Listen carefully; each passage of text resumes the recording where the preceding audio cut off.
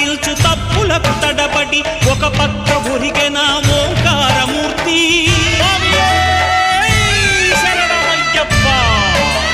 స్వాములందరూ తనకు సాయము కాగా ధీమంతుడై లేచె ఆ కన్య స్వామి. పట్టబంధము వీడి భక్తతతికై పరుగు పరుగున వచ్చె భూమిపైకి నరుడై.